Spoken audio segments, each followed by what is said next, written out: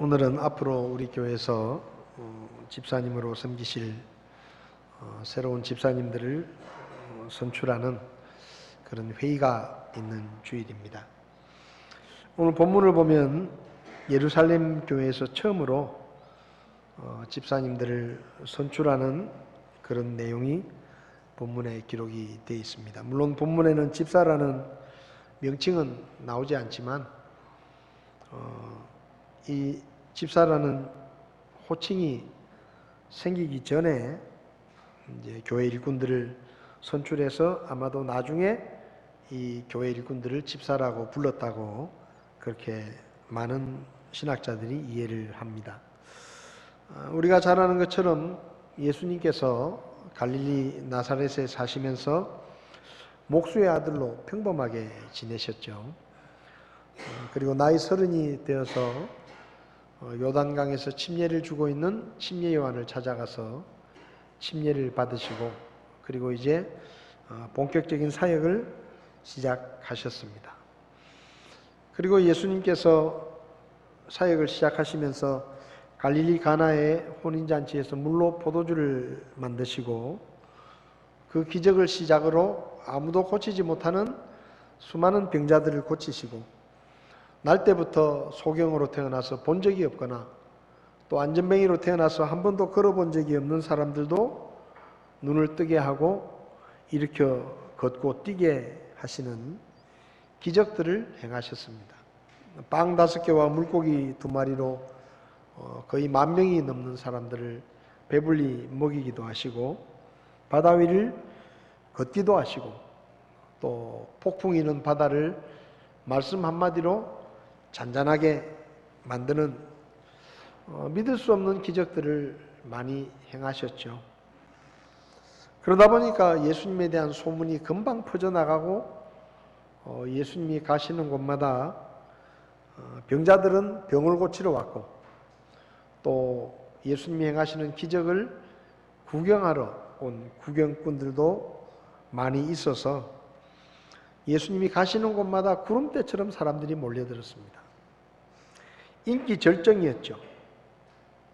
아마 당시 유대인들은 제자들 중에도 그런 제자들이 있었지만 예수님의 등장에 굉장한 희망을 가지고 있었을 것입니다. 왜냐하면 당시에 유대의 나라는 로마의 식민 통치를 받으면서 여러 가지 고통을 당하고 있었기 때문에 예수님이 등장하시자 그 유대인들은 저 예수가 장차 우리의 지도자가 되어서 로마로부터 우리를 독립시키고 다시 유대 나라를 세우고 우리나라를 아주 강하게 그렇게 세우실 왕이 될 만한 지도자다, 그렇게 생각하는 사람들도 많이 있었을 것입니다. 근데 예수님이 이렇게 혜성같이 등장을 해서 백성들 사이에서 아주 인기가 치솟았을 때 당시에 로마와 결탁을 해가지고 권력을 누리고 기득권을 누리고 있었던 유대의 정치, 종교, 사회 지도자들은 사실 예수님의 등장이 반갑지 않았습니다. 왜냐하면 예수님이 나타나셔서 바른 소리를 말씀하시고 그리고 당시에 부패한 지도자들을 책망하시고 그러셨기 때문에 이 기득권을 가진 사람들은 예수님의 등장을 못마땅하게 생각하고 예수님을 제거하려고 죽이려는 그런 음모를 꾸미게 되죠. 그리고 결국 예수님의 제자 중에 가룟 유다를 매수해가지고 가룟 유다가 배신을 하고 예수님을 팔아 넘겨서 겟세마네 동산에서 예수님이 붙잡히시고 고난을 당하시고 골고다 언덕의 십자가에 끌려가셔서 결국은 돌아가시게 됩니다. 근데 이상하게도 지난주에도 말씀을 드렸지만 살아생전에는 그렇게 놀라운 기적을 행하시고 죽은 사람까지도 살려내셨던 그 예수님이 정작 자기가 붙잡혀가고 자기가 매를 맞고 자기가 십자가에 못 박혀 죽을 때는 아무런 힘도 쓰지 못하고 너무 속절없이 그냥 십자가에 달려 죽으신 거예요. 그렇게 예수님이 너무나 무기력하게 십자가에 돌아가시고 나니까 그 예수님을 따르던 수많은 사람들이 쉽게 말하면 이제 다 끝났다, 그런 마음을 가지고 아주 실망을 하고 낙심을 해가지고 예수님을 따르던 사람들이 다 뿔뿔이 흩어지게 됩니다. 고향으로 돌아가기도 하고, 심지어는 예수님을 아주 가까이서 따랐던 제자들 중에도, 12제자는 아니지만 예수님을 아주 가까이서 따르던 제자들 중에도 고향으로 돌아가 버린 그런 사람들이 많이 있었습니다. 베드로를 비롯한 사도들도 혹시나 그 예수님이 잡히시고 나서 자기들에게도 뭔가 해가 끼쳐지지 않을까 싶어서 두려운 마음으로 숨어서 있었습니다. 그런데 고린도전서 15장에 말씀하신 것처럼 예수님은 죽으신 지 사흘 만에 다시 살아나셨고, 그리고 그 부활하신 예수님을 직접적으로 보고 만난 사람들만 해도 거의 600명이 가까이 됩니다. 고린도전서 15장을 보면 베드로를 비롯한 사도들에게 나타나셨고, 그리고 500명이 넘는 사람들에게 한 번에 자신을 보이기도 하시고, 야고보를 만나시고, 그리고 사도 바울까지도 부활하신 예수님이 직접 만나셨죠. 그래서 예수님의 부활의 실제적인 목격자들이 거의 한 500~600명 정도 되는 목격자들이 있었습니다. 그렇게 이제 예수님이 부활하신 다음에 낙심했던 제자들에게 용기가 생겼죠. 그래서 그 제자들이 이제는 예수님의 부활을 전하는 복음을 전하게 되는데, 특별히 이때는 부활을 직접 눈으로 본 목격자들이 굉장히 많았기 때문에 이 사람들이 다니면서 소문을 퍼뜨리는 거죠. 사도들이 예수님이 부활하셨다고 설교를 하면 그 중에 어떤 사람들은 어떻게 죽은 사람이 다시 살아날 수 있냐, 믿지 않을 때 그들 중에 어떤 목격자들이 이 사람아, 내가 직접 봤다, 내가 직접 부활하신 예수님을 내 눈으로 보고 내가 만났는데 무슨 소리냐, 예수님이 부활하셨다는 것은 실제 사실이다 하는 것을 변호하는 그런 증인들이 많이 있었습니다.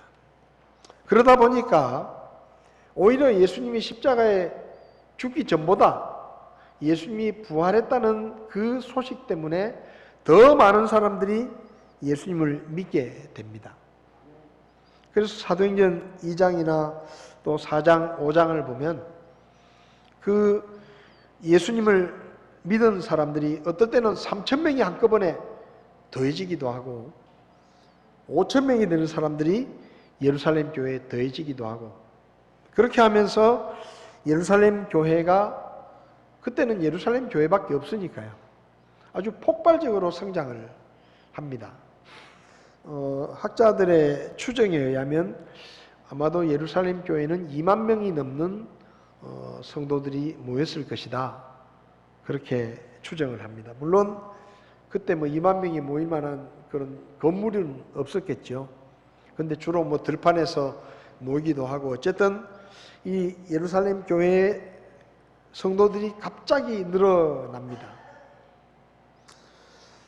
근데 이렇게 갑자기 교회 숫자가 늘어나니까 사도들이 중심이 돼서 교회를 운영을 했는데, 숫자가 갑자기 많이 늘어나니까 문제들이 생기기 시작했습니다. 빈틈이 생기는 것이죠. 그 중에 하나가 오늘 본문에 나오는 것처럼 이 예루살렘 교회에는 유대인 출신의 성도들이 있고 이방인 출신의 성도들이 있는데, 아무래도 예루살렘이라는 지역이 유대 지역이니까 퍼센트로 따지면 유대인들이 거의 8~90% 되지 않았을까 생각이 듭니다. 나머지 1~20%가 이제 이방인 그리스도인들인데 사도들도 유대인들이고 그리고 교회 전체가 유대인 중심이니까 유대인 중심으로 교회 일이 되다 보니까 이 그리스인 이방인 과부들을 구제하는 일이 이제 소홀해진 거예요. 왜냐하면 유대인들을 먼저 챙기다 보니까 숫자가 별로 되지 않는 이 이방인들은 자꾸 빠지는 겁니다. 그러다 보니까 이 이방인 출신의 성도들이 불평을 하는 거죠. 왜 우리도 같은 성도인데 우리 이방인 과부들은 구제 배급을 주지 않고 왜 니들끼리만 구제 배급을 나누어 갔느냐 하고 이제 이방인 성도들이 불평을 하는 거예요. 그러니까 교회 안에 불평, 불만이 생기게 된 겁니다. 이게 이를테면 행정적인 공백이 생기는 거죠. 그랬을 때 이제 12 사도가 성도들을 불러 모아놓고 이렇게 말을 하죠. 2절을 보면 우리가 하나님의 말씀을 버려두고 상을 섬기는 것이 합당치 아니하니 그러므로 형제들아 너희는 너희 가운데서 정직하다는 평판이 있고 성령님과 지혜가 충만한 사람 7을 찾아내라. 그러면 우리가 그 일을 그들에게 맡기고 우리는 계속해서 기도와 말씀 사이에 전념하겠다. 이 말이 무슨 말인가 하면 사도들이 성도들에게 말하는 거예요. 우리가 기도도 해야 되고 또 말씀도 연구해야 되고 설교도 해야 되고 말씀도 가르쳐야 되는데 우리가 일이 많은데 교회 일을 전부 우리가 다 하다 보니까 이런 빈틈이 생기는 게 아니냐. 그러니까 이참에 우리를 도와줄 사람들을 좀 뽑아주면 그 사람들에게 그 일을 맡기고 우리는 우리가 해야 되는 기도하는 일과 말씀을 전하고 가르치는 일에 좀 더 집중을 하겠다. 그렇게 얘기를 한 겁니다. 그러니까 이 말을 듣고 5절에 보면 온 무리가 이 말을 기쁘게 여겼다. 좋은 생각이라는 거죠. 왜냐하면 사도들은 12명밖에 안 되는데 그 많이 모이는 그 교회를 전부 사도들이 다 하니까 이제 소홀해지기도 하고 행정적인 빈틈이 생기니까 일꾼들을 뽑아주면 그 일을 좀 맡기겠다. 그래서 이제 성도들이 일꾼을 뽑아서 세우게 됩니다. 7명의 일꾼들을 세우는데 이분들이 성경에 나오는 최초의 집사라고 볼 수도 있습니다. 스데반과 빌립과 브로고르와 니가노르와 디몬과 바메나와 안디옥 출신의 유대교 개종자 니골라를 택해서 7명의 일꾼들을 세웁니다. 성도들이 추천을 했죠. 그래서 그 사람들을 이제 사도들이 기도하고 안수해서 공식적으로 그 사람들을 일꾼으로 세웁니다. 오늘 본문에서 우리가 좀 먼저 알아야 될 것은 집사의 직분이 어떤 성도들보다 더 위에 있는 어떤 계급이 아니라는 거예요. 오늘날 교회들에서 좀 오해하고 있는 것 중에 하나가 이 교회 직분이 마치 상하 계급인 것처럼 생각하는 것입니다.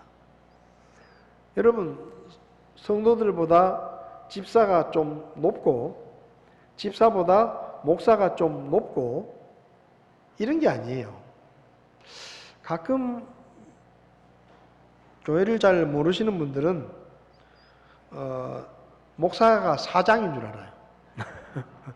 목사가 사장인 줄 알아요. 그래서 교회가 커지고 그러면 사장님 좋겠다.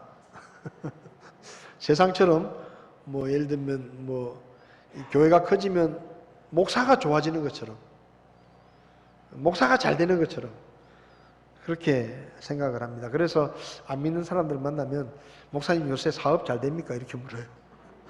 목사님 요새 사업 잘 됩니까? 잘 모르니까 그래요. 여러분, 구원받은 모든 그리스도인은 성도입니다. 성도. 그리고 그 성도들 중에 하나님께서 특별히 말씀의 사역을 위해서 목사를 선택하시는 것이고, 또 교회 행정적인 부분들을 좀 효과적으로 돌볼 수 있도록 집사라는 일을 누군가에게 맡기시는 것이지, 그게 무슨 계급이 아니에요. 누가 높고 낮는 그런 직분이 계급이 아닙니다. 많은 교회들에서 이 직분을 계급이라고 생각해가지고, 어떤 분들은 뭐 교회 나간 지 좀 시간이 지났는데도 뭐 집사가 못 되거나 장로가 못 되면, 야, 교회 그렇게 오래 다녔는데 너 장로도 못 되고 뭐 하냐? 그 승진을 못 했다 이 말이죠. 그렇게 생각을 하는데, 여러분, 성도가 승진하면 집사가 되는 게 아닙니다. 그 다음에 집사의 직분은 사역자들이 말씀을 전하고 기도하는 목회 사역에 전념할 수 있도록 도와주기 위해서 세워진 일꾼들입니다. 그러니까 사역자들이 사역을 제대로 할 수 있도록 도와주기 위해서 사역자들이 맡기는 일을 감당해 줄 수 있는 일꾼들이 집사라고 이야기할 수 있습니다. 그러니까 집사의 직분은 섬기는 직분입니다. 일꾼이에요, 일꾼. 교회 일은 하나님의 일입니다. 그리고 하나님의 일은 세상 일과는 좀 다릅니다. 세상의 일은 사람의 지혜나 사람의 능력으로 하지만, 하나님의 일은 사람의 지혜나 세상의 지식이나 능력으로 하는 게 아니에요. 하나님의 일은 믿음과 성령의 지혜로 하는 것입니다. 그래서 우리가 일꾼을 뽑을 때 여기 사도들이 말하죠. 야, 너희들 가운데 돈 많은 사람, 학벌 좋은 사람, 똑똑한 사람, 지위가 높은 사람, 권력을 가진 사람, 이런 사람들을 뽑으라, 그렇게 말하지 않습니다. 여기 뭐라고 말하죠? 너희 가운데서 정직하다는 평판이 있고 성령님과 지혜가 충만한 사람 7 형제를 찾아내라, 이렇게 말하는 거예요. 하나님의 일을 하는 일꾼을 선출할 때는 세상의 학벌이나 세상의 지위나 재산의 많고 적음이나 세상의 경력을 보고 뽑는 게 아니라 그 사람의 믿음과 그리고 그 사람의 성령의 지혜가 있는지를 살펴보고 그런 사람들을 교회 일꾼으로 뽑아야 되는 것입니다. 그러면 우리가 어떻게 알 수 있느냐? 그 사람의 믿음과 그 사람에게 성령의 지혜가 있는지를 어떻게 알 수 있느냐? 간단합니다. 요한복음 14장 21절을 보면 내 명령들을 가지고 그것들을 지키는 자가 나를 사랑하는 자니 나를 사랑하는 자는 내 아버지께 사랑을 받을 것이요 나도 그를 사랑하여 그에게 나를 나타내리라, 이렇게 말씀하십니다. 그러니까 어떤 사람에게 믿음이 있느냐, 아니면 성령의 지혜가 있느냐, 주님을 사랑하느냐, 이런 것들을 알아보려고 하면 다른 거 볼 거 없어요. 그 사람이 얼마나 하나님의 말씀에 순종하고 있느냐, 그 사람이 얼마나 하나님의 말씀을 중요하게 생각하고 그리고 하나님의 말씀에 순종하고 있느냐, 이것을 보면 돼요. 그것을 살펴보면 그 사람의 믿음이 드러나고 그 사람이 무엇을 중요하게 여기는지를 알게 된다는 것입니다. 그래서 오늘 우리가 집사님들을 선출하게 되는데, 누가 더 학벌이 좋으냐, 누가 더 세상적으로 돈을 많이 버냐, 누가 더 세상의 지위가 더 높으냐, 이런 게 중요한 게 아니에요. 그 사람이 집사의 직분을 감당할 만한 믿음이 있느냐, 그 사람이 정말로 주님을 사랑하는 사랑이 있느냐, 또 그 사람이 하나님의 말씀에 순종하고 있느냐, 또 그 사람이 하나님의 말씀의 지혜를 따라 살아가고 있느냐 하는 것을 우리가 살펴보고 그리고 일꾼을 선출하는 것입니다. 이렇게 이제 예루살렘 교회에 일꾼을 세웠어요. 7명을 뽑아서 안수하고 14의 직분을 세웠습니다. 자, 이렇게 교회가 제대로 된 일꾼을 세우면 교회가 어떻게 되느냐? 7절을 보면 하나님의 말씀이 자라나서 예루살렘에서 제자들의 수가 크게 늘어나고 제사장들의 큰 무리도 믿음에 순종했다. 그러니까 교회가 믿음이 좋고 성령의 지혜가 있는 사람들을 교회 일꾼으로 세우면 문제가 해결되고 그리고 교회가 더 안정적으로 성장하게 됩니다. 제대로 된 일꾼을 세우면 이렇게 돼요. 그리고 8절을 보면 스데반이 믿음과 권능이 충만하여 백성 가운데 큰 이적들과 기적들을 행하니라. 스데반이 누구죠? 7명의 집사 중에 한 사람이에요. 자, 그런데 이게 성경을 보면 이 스데반이 이 교회 일꾼으로 선출이 되기 전에는 이 스데반이 무슨 기적을 행했다든지 이적을 행했다는 얘기가 없습니다. 근데 이 스데반이 교회 일꾼으로 선택이 된 다음에 하나님께서 이 교회 일꾼들에게 특별한 능력과 지혜를 주셔서 이 스데반이 많은 기적들을 행했다라고 말씀합니다. 그리고 사도행전 8장을 보면 예루살렘 교회 핍박이 나서 사도들을 제외하고 성도들이 흩어지는데 이때 집사들도 흩어집니다. 교회가 핍박이 나고 스데반이 죽고 그리고 교회가 핍박을 받으니까 성도들이 막 이제 거의 교회가 뿔뿔이 흩어지게 되니까 집사들도 흩어지게 되는 거죠. 근데 그 중에 빌립이라는 집사가 사마리아로 내려가서 복음을 전하고 그리고 거기도 보면 빌립이 기적을 행했다. 빌립이 행한 기적들을 보고 사마리아 사람들이 예수님을 믿게 됐다. 그렇게 기록하고 있습니다. 그러니까 하나님께서 올바로 된 직분자들을 세우면 그 직분자들에게 하나님이 특별한 지혜와 능력을 주셔서 그들로 하여금 하나님의 일이 이루어지도록 하는 특별한 축복을 하신다는 거죠. 그래서 오늘 우리가 이제 집사님들을 선출을 하게 되는데 우리가 이 말씀의 원리에 따라서 믿음과 성령의 지혜가 있는 집사님들을 선출을 하면 그분들이 우리 교회 사역에 도움이 될 뿐만 아니라 교회 여러 가지 문제들을 해결할 수도 있고 그리고 하나님께서 그분들에게 더 많은 능력과 은혜를 주셔서 그분들이 더 많은 일을 통해서 하나님을 섬길 수 있는 그런 지혜와 능력을 주신다는 겁니다. 그 다음에 사도행전 9장을 보면 스데반이 이제 순교를 하게 되죠. 근데 여러분, 스데반이 돌에 맞아 죽습니다. 근데 그 스데반이 죽어가는 장면을 누가 지켜보는가 하면 사울이라고 하는 사람이 지켜보는데 이 사울이라는 사람이 나중에 우리가 말하는 사도 바울이 됩니다. 그러니까 어떻게 보면 이 스데반의 순교는 사도 바울이라는 사람이 등장하게 되는 씨앗이 되는 거예요. 그러니까 문제가 있었던 교회에 올바로 된 일꾼들을 세우니까 문제가 해결되고 교회가 더 성장하고 또 교회가 핍박이 일어나서 흩어졌을 때 이 직분을 맡았던 사람들이 하나님의 특별한 능력을 가지고 기적을 행하고 말씀을 전하는 일을 했다라고 성경은 말하는 겁니다. 이 집사님들 뿐만 아니라 성도들도 복음을 전했어요. 그런데 이 성도들이 흩어진 성도들이 왜 흩어졌죠? 예수 믿는 것 때문에 핍박을 받아서 흩어졌어요.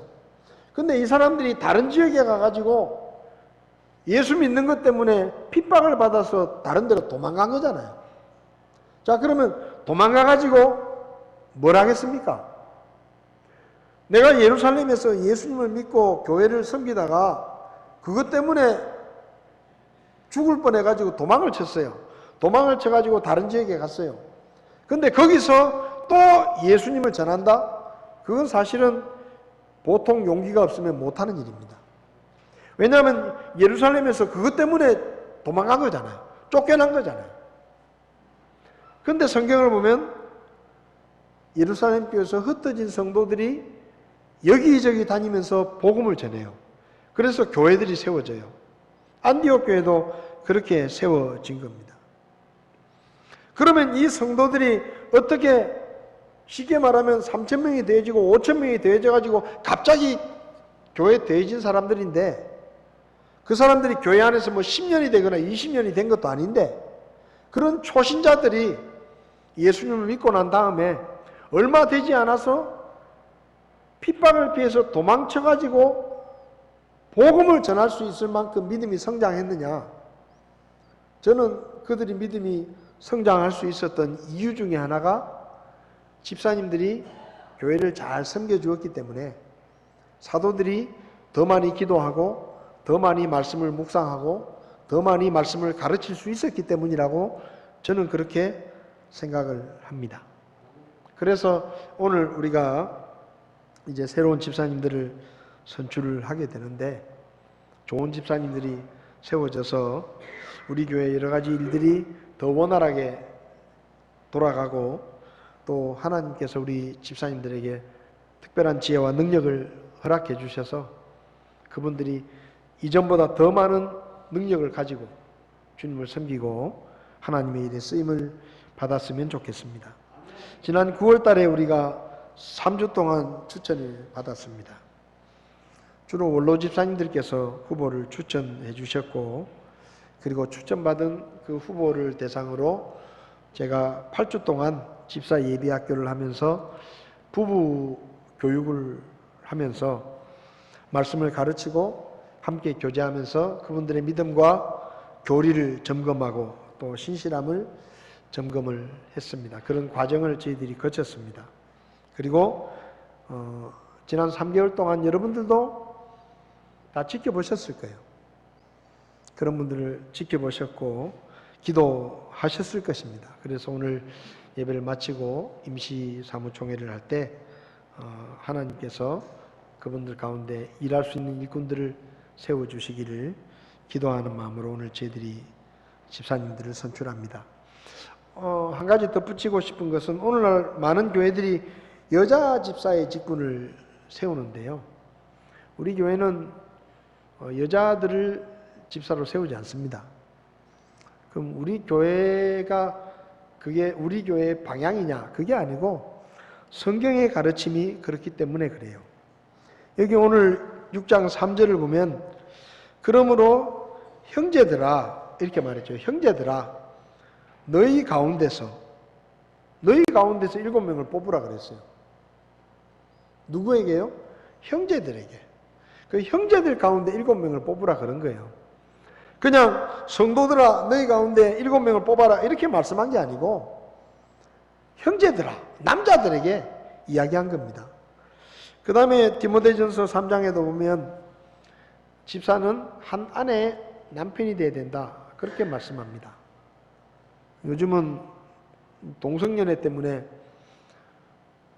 여자도 한 아내의 남편이 되기도 하고 남자도 아내가 되기 때문에 이게 헷갈릴 수 있는데요.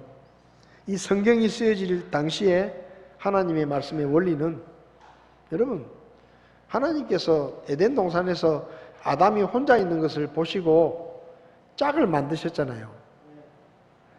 남자 여자 짝을 같이 만들어 주신 게 아니에요. 여자를 짝으로 만들어 주신 거예요. 어제 뉴스 보니까 경남에서도 동성애 축제가 이제 새로 시작이 됐다. 그런 뉴스가 있었습니다. 여러분, 하나님이 정해주신 남자, 여자의 원리는 남자가 여자하고 결혼을 하는 겁니다. 그리고 왜 남자와 여자를 짝지어 주셨느냐? 자식들을 낳으라고 짝지어 주신 거예요.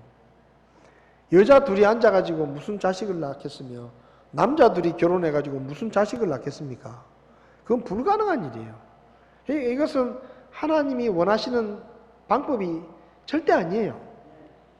이건 정말로 하나님 앞에 큰 죄악입니다. 그래서 우리 교회는 한 아내의 남편이 될 수 있는 남자들에게 집사의 직분을 주는 것입니다. 여러분 우리 자매님들 오해하지 마십시오. 뭐 여러분들이 믿음이 부족해서 또 여러분들이 자격이 부족해서 그런 게 아니고 남자들이 더 낫기 때문이 아니고 성경이 말씀하는 가르침의 원리가 그렇다는 거예요. 그래서 우리 교회는 성경의 원리를 따라 집사님들을 선출을 합니다. 그리고 어떤 교회들은 서리 집사를 줘가지고 몇 년 동안 시켜보고 잘하면 안수 집사를 세우는데 우리 교회는 여기 이 사도행전 6장에도 그랬잖아요. 선출을 했을 때 바로 안수를 했습니다. 그래서 저희 교회는 집사님으로 선출이 되면 안수를 하고 안수 집사가 됩니다. 우리 교회 정관에 만 68세가 집사의 정년입니다. 그래서 오늘 선출되는 집사님들은 우리 교회에서 만 68세가 될 때까지 특별한 일이 없는 한 우리 교회에서 집사의 직분을 감당하게 되는 겁니다. 내년은 2020년입니다. 오늘 선출되는 집사님들이 또 제가 마음을 합해서 협력하고 또 성도님들과 함께 우리 대구 성서침례교회를 앞으로 잘 세워갈 수 있도록 뽑는 것도 중요하지만 뽑아놓고 그분들이 그 일을 잘 할 수 있도록 기도해 주는 것도 정말 중요합니다. 그래서 여러분들께서 기도해 주시고 그리고 오늘 하나님의 뜻 가운데 하나님이 원하시는 일꾼들이 세워져서 하나님을 함께 섬길 수 있었으면 좋겠습니다. 기도하겠습니다.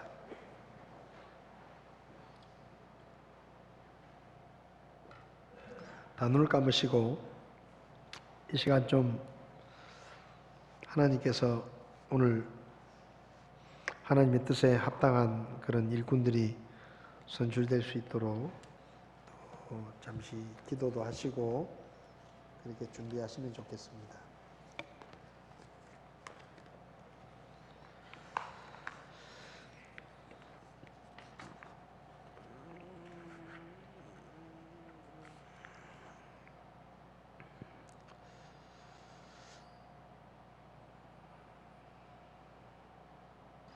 고마우신 주님, 오늘 말씀을 통해서 교회 일꾼을 세울 때 세상의 방법이 아니라 하나님의 방법대로 하나님의 말씀에 가르치신 원리대로 해야 한다는 것을 우리에게 가르쳐 주신 것 감사합니다. 오늘 저희들이 새로운 집사님들을 선출을 합니다. 하나님께서 주님의 뜻을 우리 가운데서 보여주시고 그 주님의 뜻에 합당한 일꾼들이 세워져서 주의 몸된 교회를 잘 세워갈 수 있도록 주님이 도와주시고 주님이 역사해 주시기를 원합니다. 이 시간을 온전히 주님께 맡기고 예수님의 이름으로 기도했습니다. 아멘.